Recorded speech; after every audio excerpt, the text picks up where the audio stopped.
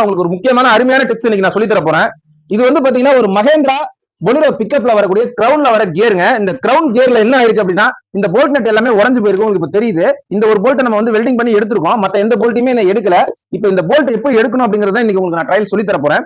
இந்த போல்ட்ல இங்க கொஞ்சம் பக்கத்துல வாங்க. ஒரு சில நண்பர்கள் இந்த மாதிரி மேல நீட்டிட்டு இருக்க போல்ட் ஈஸியா வெல்டிங் பண்ணி எடுத்துறீங்க. ஆனா இந்த மாதிரி போல்ட் உள்ளுக்குள்ள கட் ஆகுது, மட்டமா கட் ஆகுதுல பாடியும் அதையும் சேர்த்து வச்சு வெல்டிங் அடிச்சிடுறீங்க.